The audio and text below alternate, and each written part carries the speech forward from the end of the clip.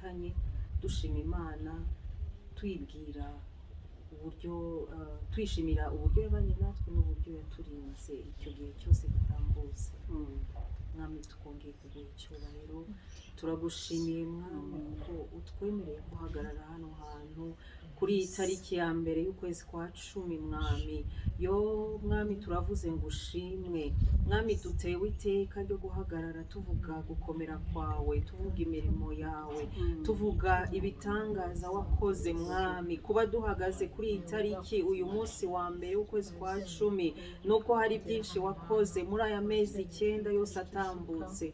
Mwami wabanye natwe, watugiye imbere, waturinze ibitandukanye. Mwami ijambo ryawe ritwereka uburyo Satani ari umwanzi wacu. Yongo ilhod ahora azengurutsa Mwami, azenguruka hirya no hino ashakisha uwo yarimbura, ariko turagushima kuko Mwami wowe waturwaniriye, waraturwaniriye aya mezi 9 yose. Mwami tuzamuye icyubahiro imbere yawe tuvuga ngo warakoze. Mwami turagushimira, reka Mwami aya mashimwe tuzamuye imbere yawe azamuke nk'umubavu uhumura neza imbere yawe. Yo abikimenyetso cyo gushima tuvuga ngo warakoze Mwami, tuguhaye icyubahiro, turaguhamagaye muri kino kiganiro Mwami nguze ubane natwe. Mwami turifuza kuba umuyoboro Mwami utanga ubuzima kuri benshi, umuyoboro Mwami ubwo buri wese uzafungura kino kiganiro azahure n'ubwiza bwawe n'imbaraga zihindura zibohora, azasubizwe mu imbaraga mu izina rya Yesu Kristo. Tuguhaye icyubahiro muri byose. Amen. Imana yacu yawe icyubahiro kuko twababwiye tugiye kuganira amagambo y'Imana. Byaba amacano menshi, aba ibiganiro bitandukanye, twifuza ko tubisengeye Imana ibane natwe. Dufite rero cyanditswe tugiye kugenderaho, reka nongere nsabe Mama Françoise akidusomere Zaburi 68 umurongo wa 6, hanyuma dutangira kubaza umushyitsi wacu.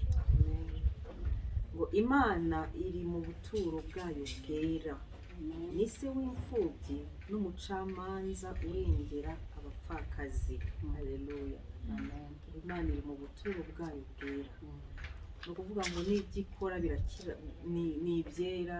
Ibyo ikora hari igihe umuntu ahura n'ibintu bitandukanye akumva Dieu est injuste, ngo kuki yemeye ibi, kuki ibi bimbayeho, ariko ngo Imana ni Imana yera, iri mu buturo bwayo bwera, ariko akaba n'umucamanza, ni se w'imfubyi akaba n'umucamanza urengera abapfakazi. Nibajije gusomera ijambo impamvu yavuze ngo arengera, bivuze ko hariho abantu barengana, ariko hashimwe Imana iza ikaturenganura, ikatubera umurengezi. Rero mu bintu turi buganire bitandukanye turaza kumva uburyo Imana iturenganura, Imana uburyo itubera umubyeyi, uburyo itubera aturengera muri byose, mu byo ducamo byose. Amen. Haleluya. Numva natangiye gufashwa tutaratangira. Imana ni umurengezi wacu, ariko reka duhe ijambo umushyitsi wacu Mama Irene agira ngo wivuge, ubabwire uriwe, amazina yawe, ufite abana bangahe, hama tuzamuke ku bibazo biri budufashe kugendera muri iri jambo. Nakuze cyane, nitwa Nyiratama Irene, nkaba ndi umumama ufite abana 7. Abana 7 bakuze, mutoya rwose afite imyaka 24. Ibyo ndabishima Imana. Haleluya. Abana 7 nacyo ni igitego Françoise, dufite igice. Uzaza tubwire ukuntu babarera. Umbereye umutware akaba ari Kristo. Amen. Ibyo bikaba bifite icyo bisobanura, ariko nagira ngo mbere ko tuvuga ku by'umutware, hano dutumira abantu bakijijwe 99%. Nagira ngo tubwire mbere yuko wakira umwami Yesu byari bimeze gute, ese wamwakiriye bimeze gute? Mbere yuko nakira umwami Yesu ubundi nari umukatolike, nasanze iwacu ari abakatolike, nshaka umugabo w'umukatolike, tuba abakatolike, ariko nyuma kwakunda abantu babana n'abandi tuza kumenyana n'abarokore. Muri abo barokore twamenyanyemo na pasiteri, nabo bakoranaga b'abadiyakoni hafi ye, baradukunda bakajya badusura iwacu. hamwe n'umutware wanjye. Ubwo rero mu kudusura ni kwa kundi bavuga bati tujye kuvuna kwa runaka kugira ngo bazakizwe. Iyo bazaga rero batuganirizaga iby'Imana, bakatubwira ko aho basengera, noneho mu gutaha bakadusaba ko natwe tuzabasura. Ubwo rero niko natwe twahagurutse tujya ku rusengero rwabo tujya kubasura. Nibwo rero twisanze twakijijwe. Nuko twabaye, nuko nabaye umurokore, nuko n'umugabo wanjye yabaye umurokore. Imana ishimwe. Ibintu byitwa idini ni ikintu gikomeye cyane, ariko kenshi ikibazo abantu bahita bibaza, none ko twasengaga Imana, ubu ukurokoka ni ukuvuga iki? Bisobanura ni iyihe mpinduka wagize? Nanjye nari umurokore, naho nari umukatolika, ariko kubera ko ubuhamya ari bwo tugira impinduka wumvise bimeze gute? Nanjye Françoise nawe wari umugatolika. Yego, ariko turashaka kuvuga ngo ntabwo bivuze ko aho twari turi mu by'ukuri ari habi, kuko hari abantu, umugeni wa Kristo ari ahantu hose, impande zose. Ariko uyu munsi ni nk'uko umuntu umwe ashobora kuba ari ahantu abarizwa, ariko akaza kwisanga ahandi hakamufasha hakagira aho hamuvana n'aho hamujyana. Rero izo mpinduka zikaza zikurikiye. Rero ntabwo ducireho iteka abasengera aha cyangwa aha ngaha, byose biterwa n'ubusabane n'Imana yawe, cyangwa naho wahuriye na Kristo, aho mwahuriye mugasabana kurushaho. Ahubwo ngira ngo tuba twaranahabaye nabi. Igihe iyo ngiye mu makwe nkajya mu bapfuye ndabyumva cyane kuruta kera. None mama, ubuhamya bwawe n'iki cyahindutse? Noneho nanjye nyine hari ikindi nakongeraho, nk'ubwo nisanze ndi umurokore, nanjye iwacu naravutse ndi umukatolike. Ari abakatolike, twari abakatolike, n'umugabo wanjye ari umukatolike, twisanga twageze mu barokore. Ariko jyewe mba mbona byose ari inzira Imana ibituganishamo kugira ngo izatugeze aho idushaka. Njye ni uko nguko mbibona pe.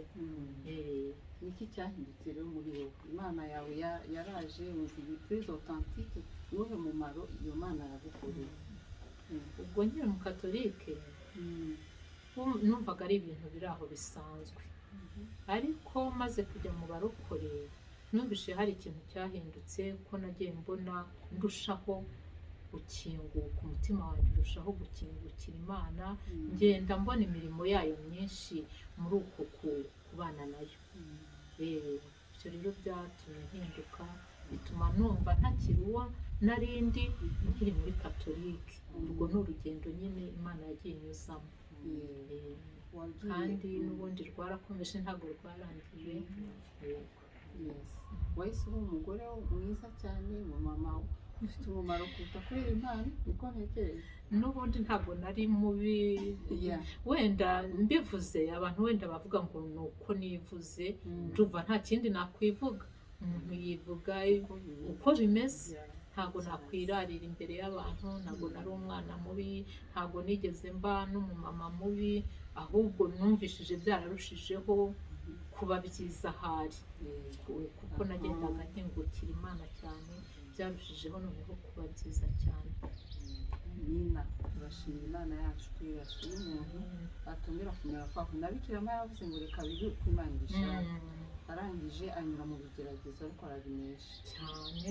Noneho kubera icyatsi twabahaye, nagira ngo nawe tubwire ni ikihe kintu cyabaye mu buzima bwawe kirakubabaza, kiragushuka, noneho ya Mana ikugira umumaro mwinshi kuruta? Ni ikihe kintu cyakubayeho kugira ngo twinjire hahandi mu buhamya nyirizina? Buri muntu mu buzima muri iyi si tugenda dufatana n'ibintu byinshi bibabaje bitandukanye, ariko ikintu cyambabaje cyane kiranshoka mu buzima ni urupfu rw'umutware wanjye. Ubwo nari mfite umutware, twari tubanye neza. Yagize gutya rero, umunsi umwe akora agisida agiye ku kazi ari mu gitondo. Ubwo yarapfuye nyine.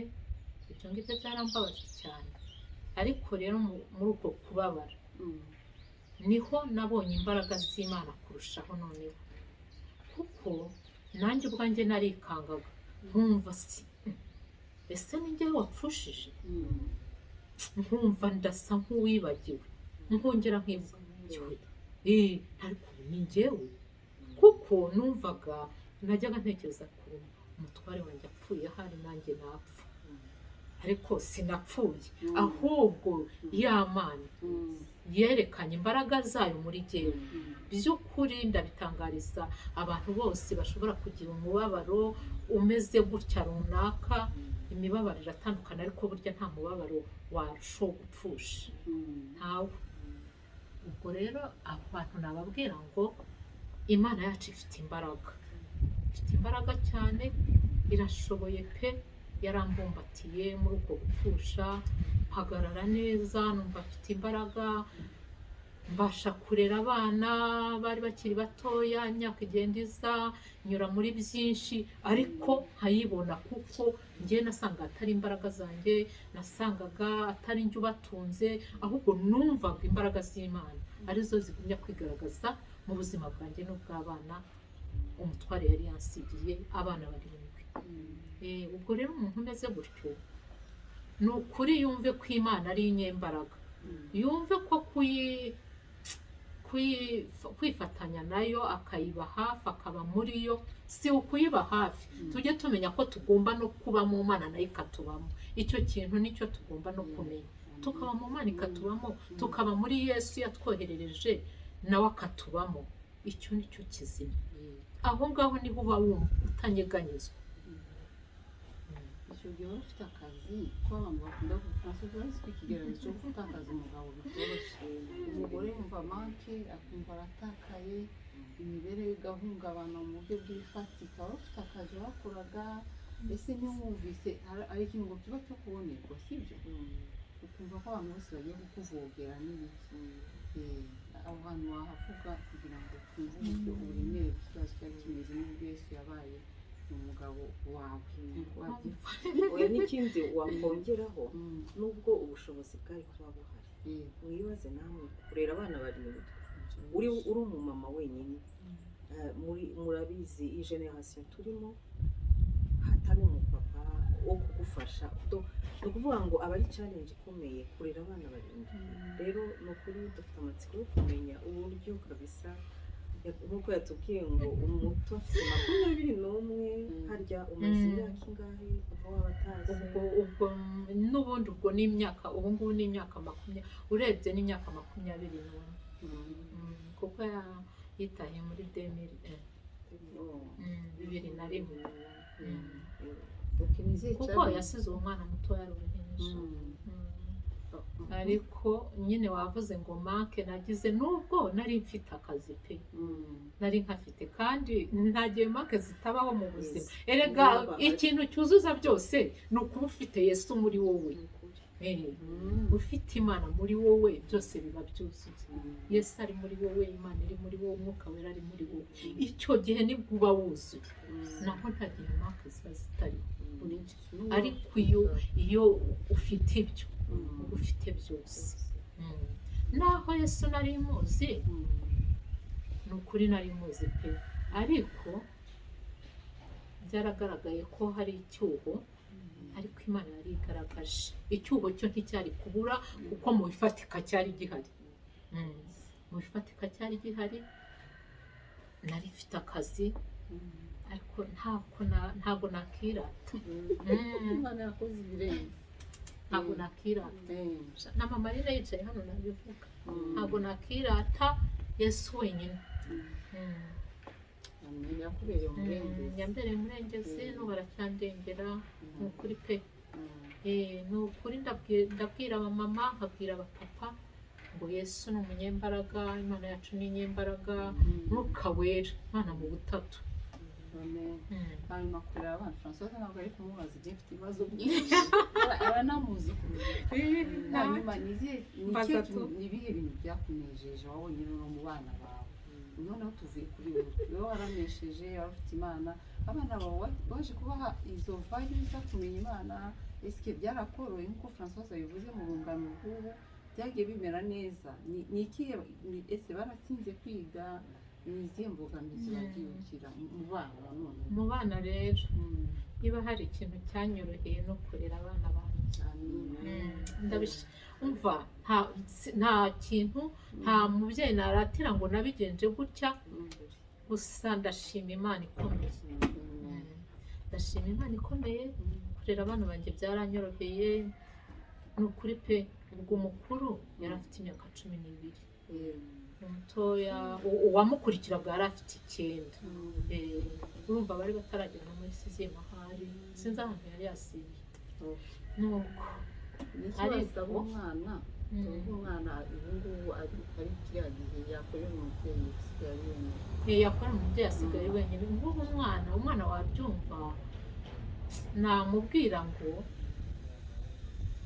azubahe na se yasigaye, ari se wasigaye cyangwa ari nyina wasigaye, azamwubahe, kuko buriya abana bakubashye nicyo kintu cya mbere wumva kikorohereje mu buzima, kuko kurera abana ni ikintu nyine gikomeye, ni ikintu gikomeye ubusigaranye. Ariko noneho iyo ari abana bitonda baciye bugufi, mbega ni ikintu cyoroshye. Imana ifite imbaraga, niko navuga, ko sijye wabyishoboje. Abana banjye babaye abana beza, bambereye intangarugero, babaye abana b'abanyabwenge. Ndashima Imana yabikoze ikabagira abanyabwenge, nihabwa icyubahiro. Ntabwo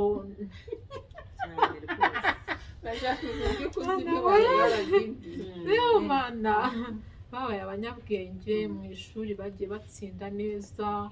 Ndashimira Imana ko yagiye ibaha n'impano zibagaragaza zigatuma baseruka, cyane cyane ko umwana umwe mukuru yagize gutya agashushanya perezida niwe wamwohereje kwiga university. Kuko noneho ubwo umwana we yari yanatsinze, atsinda ku manota yo hejuru, bamuha buruse i Butare. Yanga kujyayo, arabyanga. Ndamwinginga ati wapi, base wabo baringinga ati wapi. Ese bite? Ati mama, ati byihorere, ati ngenziga hanze, ati Imana izabikora. Nanjye rero nabwiye Imana, Imana rero amashuri y'uyu mwana nyagushyize mu biganza. Nicyo navuze, buriya tujye tugira kwizera, kandi wizere utanyeganyega, wumve ko ibyo uvuze birabaho, kuko Imana yacu irakora, ni nzima.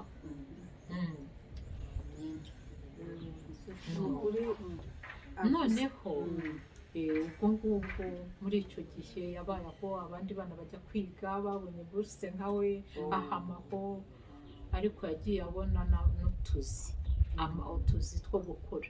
Ariko aho agiye gukora ntibikunde. Ahambere ngo yaravunitse, ngo baramuvunishije, arambwira ati ntabwo ngewe sinshaka kuvunika, ati ndacyari mutoya. Kandi by'ukuri nari nkeneye amafaranga, ariko ukuntu namubwiye, nahise mubwira nti koko byihorere. Menya yari agiye guhembwa ukwezi kwa mbere yari akozeyo. Tekereza ko umwana wari uvuye muri sixième bamuha 100,000, kandi dukeneye amafaranga yawe kurya mu rugo yari menshi, numvaga ari menshi. Ndamubwira nti mbega no kunyurwa, mujye mureka tunyurwe, kuko Imana yacu ifite byose. N'umutunzi, dufite Imana y'umutunzi, tunyurwe. Yarije nawe duhagararanye, araza nsanga hariya kuri dispensaire. Ati mama, akazi kananiye, ati ndimo kuvunika, ati rero ntabwo nshaka kuvunika kuko ndacyari muto. Naramubwiye nti koko nta n'ikindi nongeyeho, bireke wivunika, uracyari mutoya. Numva cyane kumubwira ngo bireke, nari no kumubwira nti hanyanyaza tubone icyo kurya. Ariko ibyo sinabyitayeho, ko numvaga Imana yacu ifite byose, ifite byose. Ndavuga ngo bireke, uracyari muto. Kandi buriya no kugira ubumuntu ni byiza, kuko iyo ugize ubumuntu uha mugenzi wawe ubuzima, ukabumuha utamuvuye, nta kinini umuhaye, kumwemerera ibintu bituma yisanzura muri buryo umuhaye ubuzima. Nuko rero ako kazi kari ako gushushanya? Oya, kari akazi ko akunda abana bishakira ibiraka barangije kwiga. ari ni uwo nguwo nyine yashushanyije washushanyije ndashaka kwivuga neza urumva yari impano yari ayifite hejuru. mama Helene hano avuze ikintu gikomeye uburyo we yari afite ibibazo yarabonye umwana uza kumwunganira urumva ariko umwana yaje amubwira ikibazo yagize ikibazo afite mu kazi ariko we yihutiye kureba njyewe nahihutiye gutabara ubuzima bw'umwana wanjye cyane nta n'ikindi natekereje ntavuze uyu mwana ngiye ko avunika njyewe mureka avunike oya uyu mwana ni muto kandi Imana yacu ifite byose ntabwo nari murambirijeho amafaranga 1,100 kuri jyewe muri iyi minsi ni byinshi hari ikintu byakora ariko Imana yacu ifite ibirenze n'ibyo twavuga rero aho ngaho mpabonye umumama wizera Imana wizera ubutabazi buvuye ku Mana kuko mama Helene mu by'ukuri yashoboraga kumutongera umwana ahubwo akamutuka ati ntabwo mureba uburyo nakubititse ukitesha akazi akamubwira ibintu byinshi cyane umwana agasubira akabikora kubera ko mama we akanagenda ababaye kubera yari akiri mu myaka yo kuntiye aho ngaho rero nkagaruka mvuga ngo nkatwe ababyeyi hari igihe tuganira n'abana batubwira ibyabo cyangwa ibibagoye bibaruhije aho kugira ngo tubabere abajyanama ahubwo tukababera tukabashiraho itegeko tutitaye kuri feelings zabo cyangwa se amarangamutima yabo kuko nabo bafite amarangamutima ariko hari igihe tuba ababyeyi ntitwite ku marangamutima ahubwo ngewe nkaba nareba nk'uko mama Irene ari kureba uruhande rwe akareba umwana uri umutesi ntabwo ubona ibibazo bihari ariko yumvisha umwana umva nta n'irindi jambo ndabyibuka kuko ntitwigeze tubidisikita oya akimbwira gutya ati mama ngiye gusezera ku kazi ndavunika ntabwo ngiye gucika umugongo ndacyari muto ngewe nsezeye ku kazi naramubwiye koko kareke uracyari mutoya uzabona kandi ubu yari afite imyaka ingana ko yatangiye gukora akazi yari akirangiza 6e secondaire urumva yari akiri muri bya bihe byo kurindira kujya kwiga kuko yari akiri mu rugo yego kuko ko Imana yakwishyurira amashuri y'abana cyane ikugenera ubuntu urabarera nawe ugira umutuzo muri wowe ubwo niyo Mana turi kuvuga iba umugabo nukuri ntabwo nabareresheje ibintu by'ikirenga ndavuga ngo ni imbaraga z'Imana ni bwa butware bwayo ni kwa gukomera kwayo ni ya mirimo yayo itangaje nuko nguko bazigishwa n'Uwiteka kandi bazagira amahoro umva ibyo ngibyo 54:10 ibyo rero byagiye bimfasha cyane ayo magambo yagiye amfasha nkumva nayanjye nta n'undi rwose nkumva ni ngewe urimo kubwirwa kandi nkumva ibyo mbwiwe niko bigomba kuzamera kandi niko byagenze niko bikomeje no kugenda akiri aho mbese navuga ngo ahamije iri jambo twasomye ngo ni se w'imfubyi mu by'ukuri mu banyarwanda dukunze kumva abantu babivuga ngo abana b'umugore iryo jambo murabizi bagutega iminsi abana b'umugore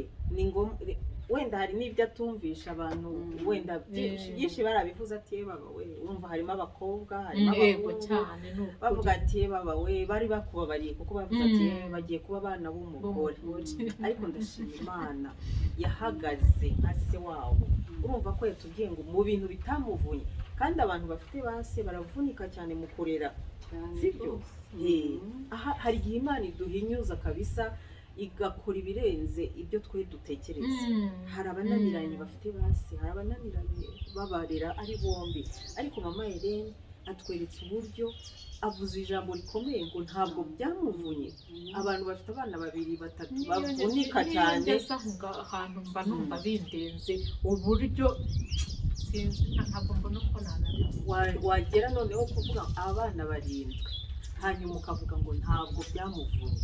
Aha ngaha harimo ukuboko kw'Imana gutangaje cyane, harimo se w'imfubyi wahagaze. Ni ukuri dufite Imana, iyo tureba tugenda ntabwo tuyibonesha amaso yacu, ariko Imana ikora mu bitagaragara, ikorera mbega tubona imirimo yayo ikora niyo ituma tuyibona. Tukavuga ngo reba ibintu Imana yakoze kwa Françoise, reba ibintu Imana yakoze kwa Pastor Bijou, reba imirimo yakozeyo. Ubwo rero iwanjye umva hari imirimo ifatika kandi ikomeje, Imana iracyakora byiza cyane. Guhera mu bwana bw'abana banjye, guhera ufite 21 agifite ukwezi n'iminsi 10 n'ingahe nibwo papa we yapfuye. We ntago amuzi, amuzi mu mafoto.